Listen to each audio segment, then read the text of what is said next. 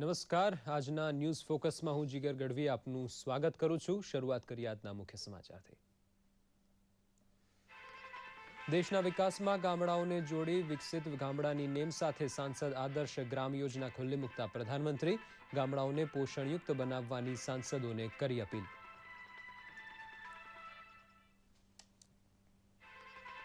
હુદહુદ વાવાઝોડું વિશાખાપટ્ટનમ પર ત્રાટકે તેવી શક્યતા। વાવાઝોડાની તીવ્રતાને ધ્યાનમાં લઈ રાહત અને બચાવ કાર્ય માટે આંધ્ર અને ઓરિસ્સાનું તંત્ર સજ્જ। પ્રધાનમંત્રીની અધ્યક્ષતામાં ઉચ્ચસ્તરીય બેઠક। યુપીએ સરકાર દ્વારા અમલમાં મુકાયેલ યોજનાઓ અને કાયદાઓને મોદી સરકાર કમજોર બનાવી રહી હોવાનો સોનિયા ગાંધીનો આક્ષેપ। હરિયાણાના વિકાસ માટે ભાજપને મત આપવા મોદીએ કરી અપીલ। 264 રનના વિજય લક્ષ્યાંકનો પીછો કરતા વેસ્ટ ઇન્ડિઝે એક વિકેટે બનાવ્યા 92 રન। મોહમ્મદ શામીએ ઝડપી એકમાત્ર વિકેટ।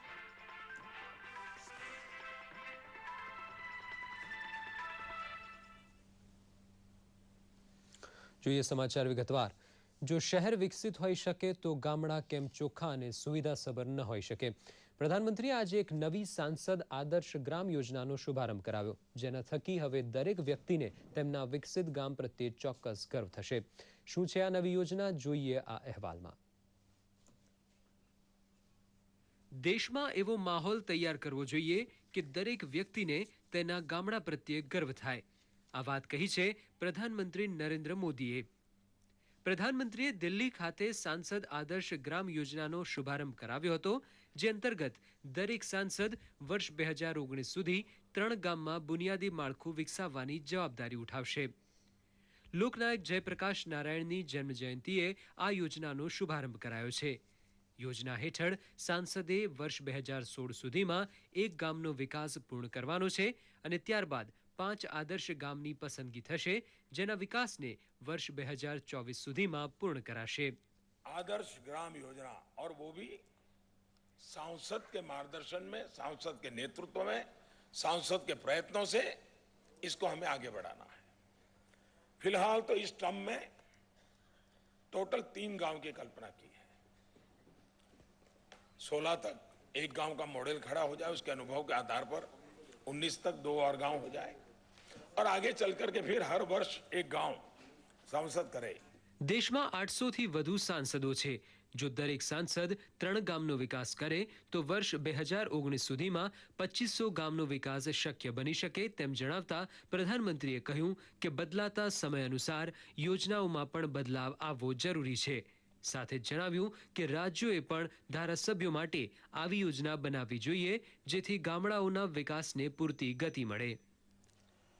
बदलते हुए युग के अनुकूल योजनाएं बननी चाहिए।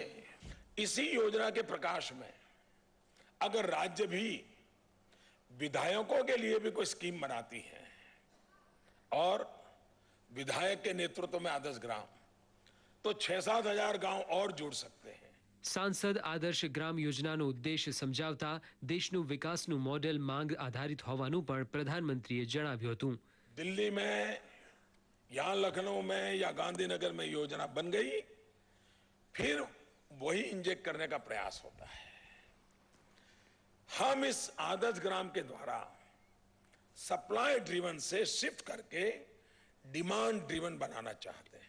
સતત વિકાસ માટે પ્રયત્નશીલ કેન્દ્ર સરકારની વધુ એક યોજના થકી હવે ગામડાઓ પણ શહેરના વિકાસની સાથે કદમ મિલાવી શકશે। દૂરદર્શન સમાચાર, અમદાવાદ। ઓરિસ્સા અને આંધ્રપ્રદેશના તટીય વિસ્તાર પર ત્રાટકનાર હુદહુદ વાવાઝોડું આવતીકાલે બપોર સુધીમાં વિશાખાપટ્ટનમના તટીય પ્રદેશમાં પ્રવેશે તેવી શક્યતા હવામાન વિભાગે વ્યક્ત કરી છે। આગામી 48 કલાકમાં આંધ્ર ઓરિસ્સાના કેટલાક વિસ્તારોમાં વરસાદ પડે તેવી શક્યતા છે। વાવાઝોડાની તીવ્રતાને ધ્યાને લઈ પ્રધાનમંત્રી નરેન્દ્ર મોદીએ આજે ઉચ્ચસ્તરીય બેઠક બોલાવી છે। આંધ્ર અને ઓરિસ્સા સરકારે પણ વાવાઝોડાની સંભવિત સ્થિતિને પહોંચી વળવા તમામ તૈયારીઓ પૂર્ણ કરી લીધી છે। એનડીઆરએફની 39 ટીમો તથા વાયુસેના દ્વારા હેલિકોપ્ટરોને વિશાખાપટ્ટનમ ખાતે તૈયાર રાખવામાં આવ્યા છે। રેલવે વિભાગ દ્વારા પણ ભુવનેશ્વર અને વિશાખાપટ્ટનમ તરફ જતી 40 ટ્રેનો રદ કરવામાં આવી છે, જ્યારે 40 ટ્રેનોના માર્ગ બદલવામાં આવ્યા છે। લોકનાયક જયપ્રકાશ નારાયણની આજે જન્મ જયંતિ છે. સમર્પિત અને માનવતાવાદી ચિંતક એવા જેપીએ સમાજવાદનો નારો આપ્યો હતો તે આજે પણ પ્રાસંગિક છે. લોકનીતિ માટે જેપીએ રાજનીતિ પણ છોડી દીધી હતી. જેપીના નવનિર્માણના આંદોલનને ઇન્દિરા ગાંધીની સરકારને ઘરભેગી કરી દીધી હતી. જોઈએ કહેવાલ. લોકલાડીલું નામ એટલે જેપી અને જેપી એટલે જયપ્રકાશ નારાયણ. લોકનાયકનું બિરુદ સાચા અર્થમાં સાર્થક કરનારા જયપ્રકાશ નારાયણ ભારતીય સ્વતંત્રતા ચળવળના અગ્રહરોળના નેતા હતા. વિનોબા ભાવેના સર્વોદય આંદોલનના ટેકામાં તેમણે 1957માં રાજનીતિ ત્યજી લોકસેવા કરવાનો નિર્ણય લીધો હતો. પરંતુ દેશમાં રમાઈ રહેલ નિમ્ન કક્ષાના રાજકારણથી વ્યથિત થયેલા જેપી 1960માં ફરી પાછા રાજકારણમાં સક્રિય થયા અને બિનલોકશાહી પદ્ધતિથી વર્તતી અને ભ્રષ્ટાચારમાં રાજતી ઇન્દિરા ગાંધી સરકાર સામે તેમણે જન આંદોલન છેડી દીધું. 1975ના જૂન મહિનામાં તેમણે બિહારમાં જંગી જાહેર સભા યોજી દેશમાંથી ભ્રષ્ટાચાર નાબૂદ કરવા તેમજ શિક્ષણ ક્ષેત્રે ક્રાંતિ લાવી બેરોજગારી દૂર કરવા પૂરી વ્યવસ્થા બદલવા જનતાને હાકલ કરી અને આ માટે સંપૂર્ણ ક્રાંતિ સિવાય બીજો કોઈ માર્ગ નહીં હોવાનું પણ જણાવ્યું. જેપીની આ હાકલ સાથે દેશભરમાં સંપૂર્ણ ક્રાંતિ થઈ. 1975માં નીચલી કોર્ટમાં ઇન્દિરા ગાંધી વિરુદ્ધ ચૂંટણીમાં ભ્રષ્ટાચારના આરોપો સાબિત થતા જયપ્રકાશ નારાયણે તાત્કાલિક ઇન્દિરા ગાંધી સરકારના રાજીનામાની માગણી કરી. વિરોધી પાર્ટીઓના વધતા દબાણને કારણે ઇન્દિરા ગાંધીએ દેશમાં કટોકટી લાદીને જયપ્રકાશ નારાયણ સહિત તમામ વિરોધી પાર્ટીના નેતાઓને જેલમાં ધકેલી દીધા. આ ધરપકડ બાદ જેપીના સમર્થનમાં 1 લાખથી વધુ લોકો દિલ્હીના લાલ કિલ્લા મેદાનમાં એકઠા થયા.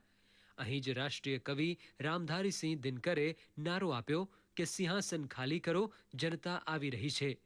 આ નારાએ લોકોમાં ક્રાંતિ જગાવી દીધી. લોકનાયક જયપ્રકાશ નારાયણના સંપૂર્ણ ક્રાંતિના આંદોલનને કારણે જ 1977ની સામાન્ય ચૂંટણીમાં ઇન્દિરા ગાંધીનો કારમો પરાજય થયો અને પહેલીવાર દેશમાં બિન કોંગ્રેસી સરકાર રચાઈ. જેપીની સંપૂર્ણ ક્રાંતિની દેશભરમાં જ નહીં પરંતુ વિશ્વના કેટલાય નાના દેશોમાં અસર વર્તાઈ હતી. દૂરદર્શન સમાચાર, અમદાવાદ.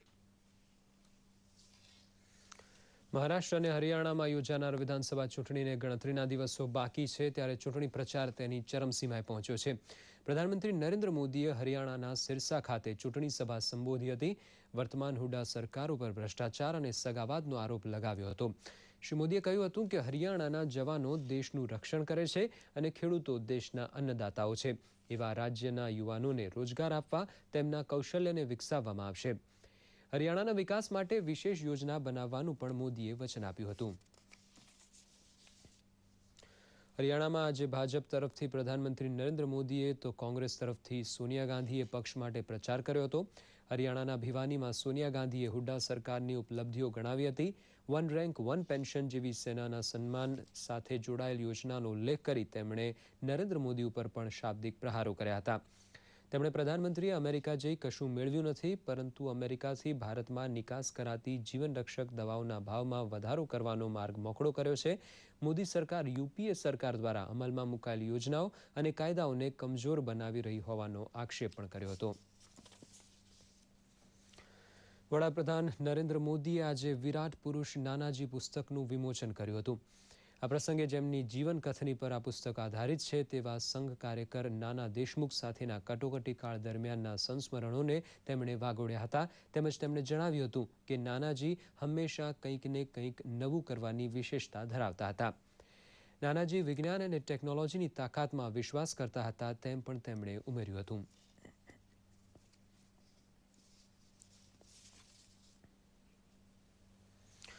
રાજ્ય સરકાર દ્વારા યોજાઈ રહેલા ગરીબ કલ્યાણ મેળાની સર્વત્ર પ્રશંસા થઈ રહી છે ત્યારે આજે જૂનાગઢ જિલ્લાના વિસાવદરમાં પણ ગરીબ કલ્યાણ મેળો યોજાયો હતો જેમાં ભેંસાણ અને વિસાવદરના લાભાર્થીઓને કૃષિ રાજ્યમંત્રી ગોવિંદભાઈ પટેલની ઉપસ્થિતિમાં 1672 લાભાર્થીઓને ₹85.40 લાખની સાધન સહાયનું વિતરણ કરવામાં આવ્યું હતું. આ પ્રસંગે તેમણે કહ્યું કે રોજગારલક્ષી સાધન સહાય જરૂરિયાતમંદ લોકો સુધી પહોંચાડી ગરીબી દૂર કરી શકાય છે. આ પ્રસંગે રાજ્ય મહિલા સુરક્ષા સમિતિના ઉપાધ્યક્ષ જ્યોતિબેન વાછાણી મહિલાઓને દૂધ સહકારી મંડળીઓ રચીને આર્થિક સદ્ધરતા પ્રાપ્ત કરવા આહવાન કર્યું હતું. દર્શક મિત્રો, હવે સમય થયો છે ચર્ચાનો. આજે ચર્ચામાં આપણી સાથે છે શ્રી રાજેશ શર્મા કે જેઓ એક જાણીતા પત્રકાર છે. સ્વાગત છે રાજેશભાઈ આપનું. રાજેશભાઈ, સૌથી પહેલા જનધન યોજના, હવે સાંસદ આદર્શ ગ્રામ વિકાસ યોજના મોદીજીએ આપી છે, પ્રધાનમંત્રીજીએ આપી છે.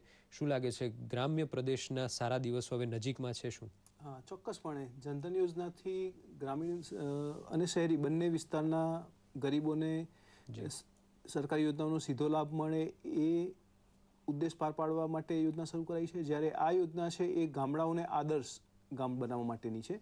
એટલે ગામડાઓમાં પણ શહેરો જેવી સુવિધાઓ મળે, શહેરો જેવો વિકાસ થાય એ હેતુથી આ યોજના અમલમાં મુકાઈ છે. ગામડા છે એ આપણા આર્થિક અને સામાજિક બંનેના પાયામાં છે. એટલે ગામડાનો વિકાસ થશે તો શહેરોનો આપોઆપ જ દેશનો વિકાસ થશે એ ઉદ્દેશ આમાં છે. એટલે ચોક્કસપણે ગામડા માટે સારા દિવસો તો આવી જ ગયા છે. જી, એવું લાગે છે. બહુ જ મહત્વાકાંક્ષી એવી એક આ યોજના લાગે છે કે જેમ પ્રધાનમંત્રીજીએ કહ્યું કે 800 સાંસદો જો આમાં જોડાય અને બહુ જ મિનિમમ લક્ષ્ય પણ ગણતરીમાં મૂકીએ, 3 ગામ પર સાંસદ લઈએ તો 2500 ગામો, 2400-2500 ગામોને લાભ થઈ શકે. એ જ રીતે જો ધારાસભ્ય કક્ષાએ પણ આ જો યોજના લાગુ કરવામાં આવે, કારણ કે એમણે રાજ્યોને પણ કહ્યું છે, તો ખૂબ મોટી સંખ્યામાં ગામડાઓમાં વિકાસ અને એક આદર્શ ગામ ઊભા થઈ શકે. એટલે ખૂબ જ બહુ ક્રાંતિકારી ગ્રામ્ય ક્રાંતિ આવી જાય એવું પણ એક ચિત્ર ઊભું થાય છે. ચોક્કસપણે. એટલે એમણે ધારાસભ્યો 800 જેટલા સંસદ સભ્યો છે, એ લોકો 2400 જેટલા ગામડાને આદર્શ ગામમાં પરિવર્તિત કરશે. એ ઉપરાંત 4000 કરતાં વધારે ધારાસભ્યો છે, એ બધા જો 3 ગામડાને આ રીતે આદર્શ ગામ બનાવવા માટે મચી પડે તો લગભગ 12000 જેવા ગામો એ રીતે આદર્શ ગામમાં પરિવર્તિત થશે. એ રીતે 15000 જેટલા ગામો છે 2019 સુધીમાં આદર્શ ગામમાં પરિવર્તિત થશે. એના કરતાં વધારે બીજું જે એક પરિવર્તન આવશે એ શું આવશે કે ગામડાના લોકો છે પોતે સ્વયંભૂ આ ચળવળમાં જોડાશે. પાસેનું ગામ આદર્શ ગામમાં પરિવર્તિત થતું હોય ત્યારે આપણે બેસી નહીં રહીએ એવી ગામડાના લોકોની એક આદર્શ મૂકવામાં, એક મોડેલ બનશે. એટલે સ્વયંભૂ લોકોમાં એક પ્રેરણા મેળવવાનો સ્ત્રોત ઊભો થશે કે એક ગામ આદર્શ ગામ બને તો એની આસપાસના 5 ગામોને પણ એવું થાય કે આપણે પણ જાતે મહેનત કરીને, ભલે સંસદ સભ્ય આપણા ગામને પસંદ ના કર્યું હોય, પણ આપણે પોતે જ મહેનત કરીને એને આદર્શ ગામ બનાવીએ તો એ એક ચોક્કસ મોટો ફાયદો થશે. અને એ રીતે એક મને લાગે છે કે રાતોરાત કશું બદલાતું નથી, પણ એક ચળવળ શરૂ થશે. ધીરે ધીરે એક વેગ પકડતી જશે અને કદાચ એકાદ દાયકામાં એવું બને કે દેશના દરેક ગામમાં એવી સગવડો હોય જે એક શહેરમાં હોય અને માઇગ્રેશન પણ ઘટે. એટલે મોટાનો ફાયદો એ છે કે શહેરીકરણ તરફ, શહેરો તરફની જે દોડ છે ને એ ઓછી થશે. એટલે શહેરો પરનો બોજ ઘટશે. એટલે જો ગામડામાં જો સગવડો મળતી હોય તો લોકો શહેરોમાં શું કરવા જાય? એટલે ચોક્કસપણે ગામડાને અકબંધ રાખવાની, ગામડા તૂટી રહ્યા છે એવી જે ફરિયાદ થાય છે તો ગામડાને અકબંધ રાખવા માટેની આ યોજના છે. એટલે બહુ અદ્ભુત યોજના છે. અને બહુ સરસ શબ્દ પ્રયોગ પણ કર્યો કે પોષણયુક્ત ગામ બનાવવાની જે વાત છે, એક બેલેન્સ, એક સંતુલિત વિકાસ થાય એ પ્રકારની આખી વાત છે. એટલે સંતુલન જરૂરી છે, કેમ કે ખાલી ઔદ્યોગિક વિકાસ જરૂરી નથી. આપણો તો અર્થતંત્ર છે એની કરોડરજ્જુ જ ગામડા છે એવું કહીએ તો ચાલે. ઔદ્યોગિક વિકાસ તો બહુ પછીથી આવ્યો. અત્યાર સુધી આપણે ગામડાના જોર પર જ વિકાસ કર્યો છે અને ગામડા પોતે આર્થિક સ્વાવલંબનનું પ્રતીક છે. તો જો ગામડા સદ્ધર હશે તો દેશ સદ્ધર બનશે. બહુ વાસ્તવિકતા છે. 7 લાખ ગામડા છે આખા ભારતમાં, તો જો કેટલા બધા લોકો ગામડામાં રહે છે તો ચોક્કસપણે એનાથી ગ્રામ્ય ક્રાંતિ જેવું કંઈક આવે. હા, બિલકુલ. એટલે આર્થિક ક્રાંતિ છે આ, અને આર્થિક વિકાસ માટેની દિશામાં બહુ એક નક્કર કદમ છે આ. જી, બિલકુલ. ચૂંટણીનો પણ એક માહોલ છે. એક બાજુ પ્રધાનમંત્રીજી એ પણ ચૂંટણીમાં પણ એટલી જ તીવ્રતાથી પ્રચાર પણ ચાલી રહ્યો છે. મહારાષ્ટ્રમાં પ્રી પોલ સર્વે એવું કહે છે કે મહારાષ્ટ્રમાં તો બહુમતી ભાજપને મળી જશે એવું લાગે છે. તો હરિયાણામાં જોઈએ તો લોકદળ બીજા ક્રમે આવે એવું લાગે છે. આપને શું લાગે છે, કયા પ્રકારનું ચિત્ર મહારાષ્ટ્ર, હરિયાણામાં રહેશે ચૂંટણીનું? એટલે આપણે લોકસભાની ચૂંટણીમાં પણ જોયું કે પ્રીપોલ સર્વે છે ને બહુ સાચા નથી પડતા, અને કોઈને એવી આશા નહીં હતી કે ભાજપ સ્પષ્ટ બહુમતી મેળવીને પોતાની સરકાર રચશે. એટલે મને એવું લાગે છે કે આ વખતે મહારાષ્ટ્ર અને હરિયાણામાં પણ એવું થશે, અને મહારાષ્ટ્રમાં પણ ભાજપ પોતાની સરકાર રચશે સ્પષ્ટ બહુમતી મેળવીને, અને હરિયાણામાં પણ એવું જ બનશે. કેમ કે લોકસભાની ચૂંટણીમાં ભાજપે હરિયાણા અને મહારાષ્ટ્ર બંનેમાં જે રીતનો દેખાવ કર્યો છે એ જોતા ભાજપની પોતાની સરકાર રચવાની શક્યતા વધારે છે. મહારાષ્ટ્રમાં એની સાથે શિવસેના હતી, પણ એ પછી ભાજપ વધારે મજબૂત છે અને સૌથી મોટા પક્ષ તરીકે આવશે એ તો બધા કહે જ છે. પણ મને લાગે છે કે ભાજપ પોતાની સરકાર રચશે મહારાષ્ટ્રમાં. હરિયાણામાં કદાચ એને થોડો પનો ટૂંકો પડે એવી શક્યતા દર્શાવી રહી છે, પણ હું એવું માનતો નથી. મને એવું લાગે છે કે હરિયાણામાં પણ એ પોતાની સરકાર રચશે જ, અને સ્પષ્ટ બહુમતી મેળવશે ત્યાં પણ. બિલકુલ. ચૂંટણી આ વખતના 2 રાજ્યોની ચૂંટણીમાં તો ભાજપ હા, એટલે હજુ આગળ. હા, ચોક્કસપણે, કેમ કે હજુ લોકસભાની ચૂંટણીને છે ને 4 મહિના થયા છે અને કંઈ એવું કશું મોદી સરકારે કર્યું નથી કે જેના કારણે એ અપ્રિય થઈ ગઈ હોય. એટલે એનો ફાયદો તો એને મળવાનો જ છે. અને ઘણી બધી સારી યોજનાઓ પણ એ લોકોએ શરૂ કરી છે, તો એનો ફાયદો બંને રાજ્યોમાં મળી શકે. બિલકુલ. રાજેશભાઈ, આપ સ્ટુડિયોમાં આવ્યા, અમારી સાથે ચર્ચામાં ભાગ લીધો, આપનો ખૂબ ખૂબ આભાર. દર્શક મિત્રો, સમાચારમાં આગળ વધીશું. મહિલાઓ પર થતા બળાત્કાર, અપહરણ, દહેજ મૃત્યુ, જાતીય સતામણી, અશ્લીલતા જેવા ગુનાઓના વિરોધમાં આજે અમદાવાદમાં આવેલા મજૂર મહાજન સંઘ ખાતે મહિલા સંમેલન યોજાયું હતું, જેમાં 7 મહિલા સંગઠનોના સભ્યો હાજર રહ્યા હતા. આ સંમેલનમાં 2 ઠરાવ પસાર કરવામાં આવ્યા હતા, જેમાં મુખ્યત્વે મહિલાઓની ફરિયાદોને તાત્કાલિક પોલીસ સ્ટેશનોમાં નોંધવામાં આવે તથા ગુજરાત યુનિવર્સિટીમાં જાતીય સતામણીનો ભોગ બનેલ મહિલા અધ્યાપકોને ન્યાય મળે તેવી તીવ્ર માગણી કરવામાં આવી હતી. મહિલા સંમેલનના આયોજક મીનાક્ષી જોશીએ જણાવ્યું હતું કે સરકાર માત્ર મહિલા સશક્તિકરણની અને સ્ત્રી કેળવણીની વાતો જ કરે છે, પરંતુ ગુજરાતમાં મહિલાઓની સ્થિતિ અલગ જ છે. ગુજરાત ચેમ્બર ઓફ કોમર્સ અને ઇન્ડસ્ટ્રીઝ ખાતે નાના અને મધ્યમ કદના ઉદ્યોગોની સફળતાની ચાવીઓ વિષયક સેમિનાર યોજાયો હતો.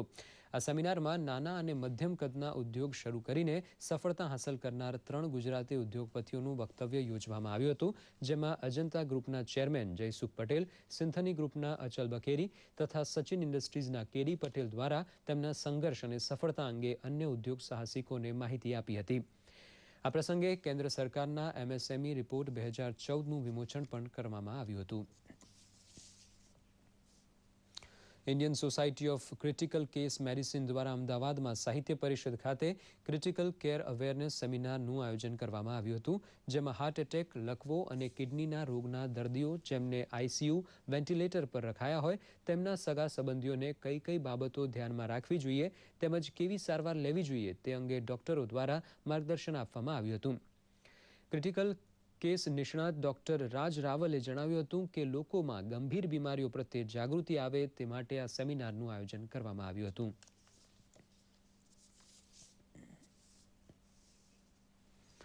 ગોંડલના બાળકો માટે નોબેલ વિજેતા કૈલાશ સત્યાર્થી અને મલાલા આદર્શ બન્યા છે. સરહદો પર સતત અશાંતિ સર્જતા તોપમારા વચ્ચે ભારત પાકિસ્તાનના કૈલાશ સત્યાર્થી અને મલાલા યુસુફઝાઈને શાંતિ માટેનો નોબેલ પુરસ્કાર મળતા ગોંડલના વેરી તળાવ ડેમ પાસે આવેલ ઝૂંપડપટ્ટીની સીમ શાળામાં ભણતા વિદ્યાર્થીઓએ પેડા વહેંચી મોં મીઠા કરી ઉજવણી કરવા ઉપરાંત તેમના જીવન અને ધ્યેય વિશે જાણકારી મેળવી હતી. પોતાના પ્રતિભાવ આપતા વિદ્યાર્થી બાળકો બોલ્યા હતા કે અમારે ભણવું છે, અમારે રમવું છે, અમારે કૈલાશ અને મલાલા જેવું મહાન પણ બનવું છે. નવસારી જિલ્લાના ડાભેલ ગામે ગૌ હત્યા રોકવા ગયેલી પોલીસ પર કસાઈઓ દ્વારા હુમલો કરવામાં વિરોધમાં ગૌરક્ષકો અને હિન્દુ સંગઠનો દ્વારા આજે રેલી યોજવામાં આવી હતી. ગૌસેવકોએ રેલી કાઢી જિલ્લા પોલીસ વડા નિલેશ જાજડિયાને આવેદનપત્ર આપ્યું હતું. રેલીમાં ગૌરક્ષા સમિતિના રાષ્ટ્રીય મહિલા પ્રમુખ ફરીદા મીર તથા જિલ્લાના ગૌરક્ષકો મોટી સંખ્યામાં હાજર રહ્યા હતા. અત્રે ઉલ્લેખનીય છે કે ડાભેલ ગામમાં કસાઈઓ દ્વારા કરવામાં આવેલા હુમલામાં 4 પોલીસ કર્મીઓ ઘાયલ થયા હતા. પોલીસ દ્વારા કસાઈઓ સહિત તેમને સાથ આપનારા 400 લોકો વિરુદ્ધ ગુનો નોંધવામાં આવ્યો હતો. ટેકનોલોજી ક્ષેત્રે શાળાના વિદ્યાર્થીઓ પ્રેરાય તેવા આશય સાથે છેલ્લા 5 વર્ષથી ગાંધીનગર ખાતે યોજાતા અમલ થયા કાર્યક્રમની આજથી શરૂઆત થઈ છે. આ પ્રસંગે ભારત સરકારના મુખ્ય વૈજ્ઞાનિક અને ટેકનોલોજીના સલાહકાર ડોક્ટર R. ચિદમ્બરમ અને ઇસરોના નિદેશક કિરણ કુમાર ખાસ ઉપસ્થિત રહ્યા હતા. આ બંને મહાનુભાવોએ વિદ્યાર્થીઓને ટેકનોલોજીના ક્ષેત્રે વધુ રુચિ લેવા પ્રોત્સાહિત કર્યા હતા. સાથોસાથ ટેકનોલોજીના વિદ્યાર્થીઓને નવા સંશોધનો કરીને દેશનું નામ રોશન કરવા આહવાન કર્યું હતું. આ કાર્યક્રમમાં દેશભરમાંથી 12,000થી વધુ વિદ્યાર્થીઓ ઉપસ્થિત રહ્યા હતા, જેમણે ટેકનોલોજી અંગેના પ્રદર્શનને રસપૂર્વક નિહાળ્યું હતું. ગ્રામ પંચાયતો, નગરપાલિકાઓ તથા મહાનગરપાલિકાઓ દ્વારા શહેરી અને ગ્રામજનોને પૂરી પડાતી પાણી, ગટર અને કચરાના નિકાલની સુવિધાઓથી નાગરિકો સંતુષ્ટ છે કે નહીં તે ચકાસવા તેમજ આ સુવિધાઓ લોકો સુધી વધુ સારી રીતે કેવી રીતે પહોંચાડી શકાય તે અંગે મંથન કરવા સેપ્ટ યુનિવર્સિટી ખાતે સેમિનાર યોજાયો હતો. All India institute of local ગવર્મેન્ટના સહયોગથી યોજાયેલા સેમિનારમાં સેપ્ટના વિદ્યાર્થીઓ, પ્રોફેસરો તેમજ સંશોધકોએ ભાગ લીધો હતો. આ પ્રસંગે સેપ્ટ યુનિવર્સિટીના ડીન મનવિતા બારાડીએ લોકોને માળખાકીય સુવિધાઓ સારી રીતે આપી શકાય તે માટે સેપ્ટ દ્વારા એક પ્રોજેક્ટ હાથ ધરાયો હોવાનું જણાવ્યું હતું. દેશના વડાપ્રધાન નરેન્દ્ર મોદી એક પણ દિવસ રજા લીધા સિવાય સતત કામ કરી રહ્યા છે, ત્યારે તેમના પક્ષ ભાજપ દ્વારા શાસિત જામનગર મહાનગરપાલિકા તેમની કાર્યપ્રણાલીનું સંપૂર્ણપણે ઉલ્લંઘન કરતી હોય તેવું લાગે છે. બીપીએમસી એક્ટ મુજબ જામનગર મનપા દ્વારા દર મહિને બોલાવવામાં આવતી સામાન્ય સભા છેલ્લા 2 વખતથી માત્ર 5 મિનિટમાં જ સમેટી લેવામાં આવે છે. સામાન્ય સભામાં પ્રજાના પ્રશ્નો અને બાકી રહેલા અધૂરા કામોની ચર્ચા પણ કરવામાં આવતી નથી. આમ પ્રજાના પૈસે મહેનતાણું લેતા નગરસેવકો માત્ર 5 મિનિટમાં સામાન્ય સભા સમેટીને પ્રજાના લાખો રૂપિયા પાણીની જેમ વેડફી રહ્યા છે. ગઈકાલે મળેલ સામાન્ય સભા પણ ખેતીવાડી ઉત્પન્ન બજાર સમિતિમાં મનીષ કનખરાને બહુમતીથી ચૂંટી કાઢીને સમેટી લેવામાં આવી હતી. મહારાષ્ટ્રમાં ચૂંટણી માહોલ જામ્યો છે, ત્યારે મહારાષ્ટ્રમાં ખેડૂત વર્ગના કેટલાક પ્રશ્નો છે જેનું નિરાકરણ લાવવા ખેડૂતો માગણી કરી રહ્યા છે. ખેડૂતોની સમસ્યાની સમજ સરવાળે નેતાઓને મત મેળવવા માટે ઉપયોગી બનતી હોય છે. તો આવો નજર કરીએ નાગપુરના ખેડૂતોની સમસ્યા પર. નાગપુર શહેર સંતરા માટે જાણીતું છે. અમરાવતી અને નાગપુરના મોટાભાગના વિસ્તારોમાં ખેડૂતો પરંપરાગત રીતે સંતરાની ખેતી કરે છે. નાગપુરથી આ સંતરાના જથ્થાને દેશમાં તેમજ વિદેશમાં પણ મોકલવામાં આવે છે, પરંતુ હાલના સંજોગોમાં અહીંના ખેડૂતો મુશ્કેલીઓનો સામનો કરી રહ્યા છે. ખેડૂતોને મોસમનો માર તો પડ્યો જ છે, પરંતુ વધતા ભાવોએ તેમની મુશ્કેલી વધારી દીધી છે. खेती भी करने के लिए लोग अभी तैयार नहीं है. जो खेती में आजकल मजदूर नहीं मिलता और मिले भी तो खर्चा निकलता नहीं, इसलिए लोग सभी खेती के तरफ अभी दुर्लक्षित है. अभी वो जितना मिलना चाहिए उतना मिलता नहीं और जो लगाए पास का वो भी कभी कभी निकलता नहीं, इसलिए वो खेती करने के लिए अभी लोग डरते हैं. संतरे की खेती के लिए जो लागत लगती है उसमें कम से कम भाव में काश्तकार को जब मिलेंगी तभी वो संतरे की खेती बढ़ा सकते हैं और कर सकते हैं, क्योंकि यहाँ पे जो लागत में जो लग रही है उसके हिसाब से मार्केट में उतना भाव नहीं मिल रहा है. સંતરાની ખેતીમાં ઘણો સમય જાય છે, તેમજ સંતરાના ઝાડ વાવ્યા બાદ તેમાં ફળ આવતા 6 વર્ષ જેટલો સમય થાય છે. તેથી જ ખેડૂતોએ રાહ જોવી પડે છે અને સારા વરસાદ માટે પણ પ્રાર્થના કરવી પડે છે. તેવામાં ખેડૂતોએ પહેલાની સરખામણીમાં સંતરાની ખેતીમાં ઘટાડો કર્યો છે. एक आदमी के पास 100 एकड़ जमीन संतरे में थी. अभी तो 5 साल में पूरी कटाई हो गई, पूरी एक भी पेड़ नहीं है. अभी तो कम से कम 90% बगीचा खत्म हो गए उनके. વાત એટલેથી જ અટકતી નથી. સંતરાને માર્કેટમાં લાવ્યા બાદ પણ ખેડૂતોની મુશ્કેલી ઘટતી નથી. जो हिसाब से हम मेहनत कर रहे हैं उस हिसाब से कीमत नहीं मिल रही. મહારાષ્ટ્રમાં આ વખતની વિધાનસભા ચૂંટણીમાં ખેડૂતોની સમસ્યા પણ એક મોટો મુદ્દો છે અને ખેડૂતોનું કહેવું છે કે જે નેતા તેમની સમસ્યા પર ધ્યાન આપશે તેને જ તેઓ મત આપશે. દૂરદર્શન સમાચાર, અમદાવાદ. ક્રિકેટ. દિલ્હીના ફિરોઝશાહ કોટલા મેદાન પર રમાઈ રહેલ બીજી વન ડે મેચમાં ભારત દ્વારા અપાયેલ 264 રનના વિજય લક્ષ્યાંકનો પીછો કરતા વેસ્ટ ઇન્ડિઝે 27 ઓવરમાં 1 વિકેટ ગુમાવીને 127 રન પૂરા કરી લીધા છે. પુલાર્ડ 32 રન સાથે, જ્યારે સ્મિથ 68 રન બનાવીને રમતમાં છે. ભારત તરફથી મોહમ્મદ શામીએ ડેરેન બ્રાવોની વિકેટ ઝડપી હતી. અગાઉ ભારતે વિરાટ કોહલી અને સુરેશ રૈનાની અડધી સદીઓની મદદથી 263 રન નોંધાવ્યા હતા. અને હવે જોઈએ આજના મહત્વના ટ્વિટર્સ.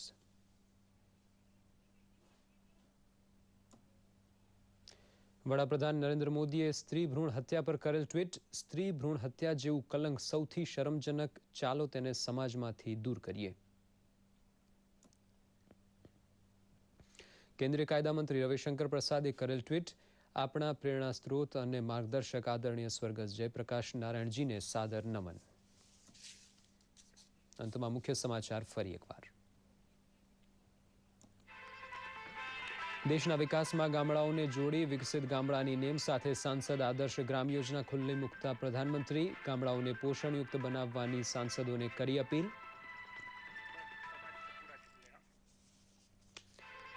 હુદુદ વાવાઝોડું વિશાખાપટ્ટનમ પર ત્રાટકે તેવી શક્યતા. વાવાઝોડાની તીવ્રતાને ધ્યાનમાં લઈ રાહત અને બચાવ કાર્ય માટે આંધ્ર અને ઓરિસ્સાનું તંત્ર સજ્જ. પ્રધાનમંત્રીની અધ્યક્ષતામાં ઉચ્ચ સ્તરીય બેઠક. યુપીએ સરકાર દ્વારા અમલમાં મુકાયેલ યોજનાઓ અને કાયદાઓને મોદી સરકાર કમજોર બનાવી રહી હોવાના સોનિયા ગાંધીનો આક્ષેપ.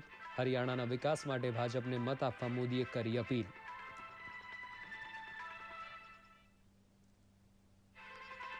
264 રનના વિજય લક્ષ્યાંકનો પીછો કરતા વેસ્ટ ઇન્ડિઝે 1 વિકેટે બનાવ્યા 92 રન. મોહમ્મદ શામીએ ઝડપી એકમાત્ર વિકેટ. તો આ સાથે જ ન્યૂઝ ફોકસ કાર્યક્રમ અહીં સમાપ્ત કરીએ છીએ. નમસ્કાર.